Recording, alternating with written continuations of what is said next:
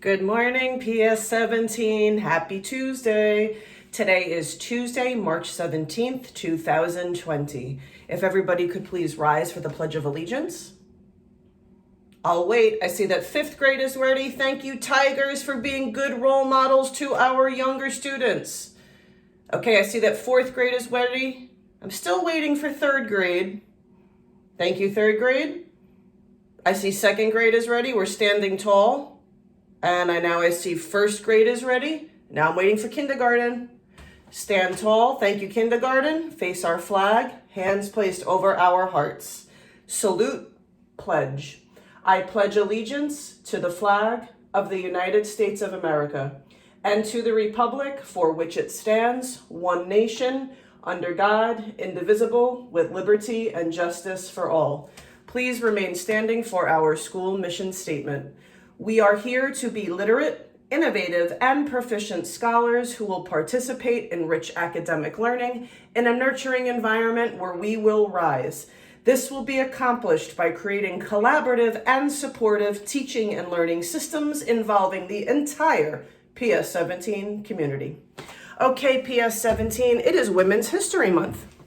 And we are going to start a book today called I Dissent, and it is about Supreme Court Justice Ruth Bader Ginsburg.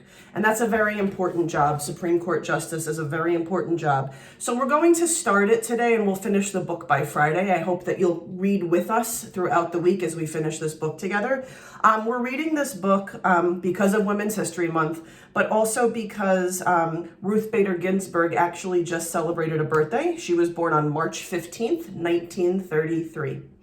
So we're going to be, as we read this, we're going to be thinking about the type of person Ruth is. And I want you to start gathering evidence as we read the book throughout this week about the type of person she is. And we're going to be thinking about traits and not feelings. So I'm going to say that again. We're going to be thinking about traits and not feelings. And there's a difference.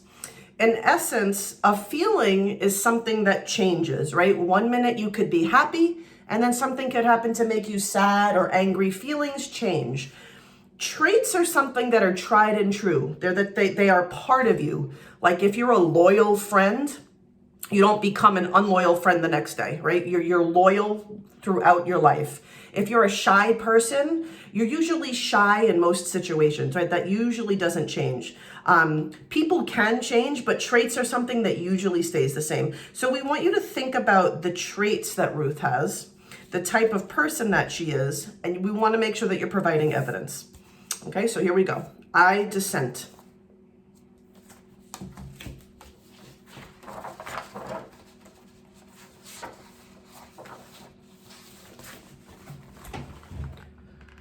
You could say that Ruth Bader Ginsburg's life has been one disagreement after the other.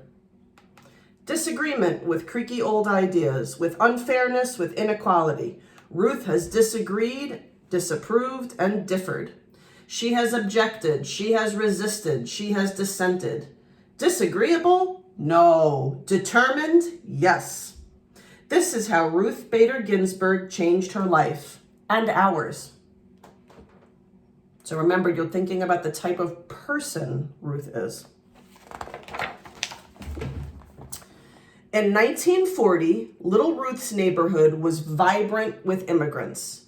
People from Italy, Ireland, England, Poland, and Germany. Jews from Russia, like Ruth's father, Nathan Bader. People from different cultures with different holidays, foods, and traditions. Sounds a lot like our community at PS17, right? But in all of these families in Brooklyn, New York, and in families everywhere, one thing was the same. Boys were expected to grow up and go out into the world and do big things. Girls were expected to find husbands. So I'm thinking about the setting right now. It seems that when Ruth was a little girl, it was a long time ago. They're talking about 1940. And I'm seeing here Ruth's mother disagreed. That might be important as we continue in the book. Celia Amster Bader thought girls should also have the chance to make their mark on the world. So she took Ruth to the library. Wait a minute, I'm going to stop here. I'm going to read that sentence again because I think it might be important. Celia Amster Bader, that's Ruth's mother, Celia Amster Bader, thought girls should also have the chance to make their mark on the world. So she took Ruth to the library. I'm thinking that that's an important person in Ruth's life. It's her mother, so it's an important person. But I'm feeling that Ruth's mom had made a decision to take her daughter to the library.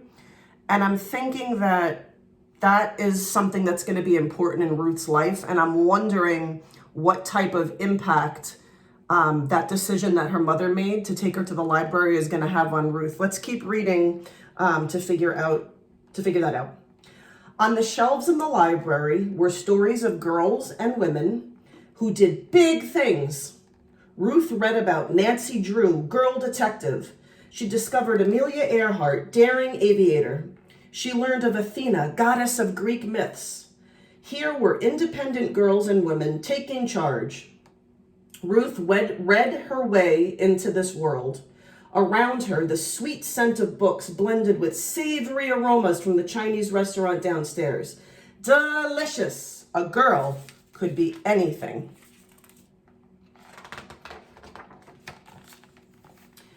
Sometimes Ruth and her parents took car trips out of the crowded city.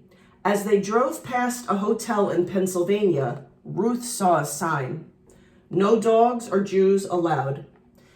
This is how it was those days. Hotels, restaurants, even neighborhoods announcing.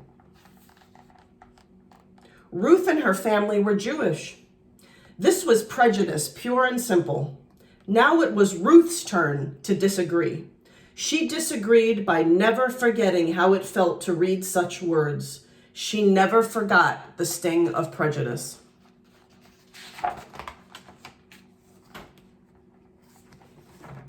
Oops, forgive me, the flag just fell.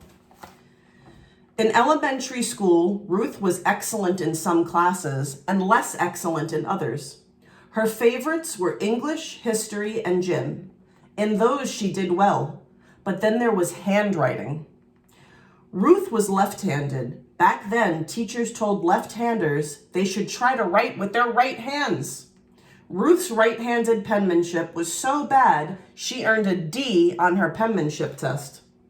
Then she protested. Ruth protested by writing with her left hand from that day forward, and it turned out she had quite nice handwriting. Okay, these are the last 2 pages we're going to read for today, and then I have a task for you. Ruth also had a little problem with sewing and cooking.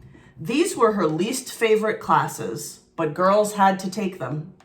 Boys took shop where they worked with saws and other tools. Ruth objected. She wanted to take shop. She wanted to handle a saw. She didn't get what she wanted. It may have been unfair to girls and to boys, but Ruth was learning that sometimes life was like that. Ruth loved music. She especially loved opera. In music class, she lifted her voice in song. This time it was Ruth's music teacher who objected. Gently, Ruth simply could not carry a tune. The teacher asked Ruth not to sing out loud in the chorus, but Ruth, she kept on singing, in the shower and in her dreams. She continued to adore opera too. So we have learned a few things about Ruth so far. Can you take a moment to name those things out? Name those things out. Name the things that you've learned about Ruth so far. We're going to continue reading tomorrow. Remember, keep looking for evidence as to the type of person Ruth is. PS 17, have a wonderful day. And as always, we love you.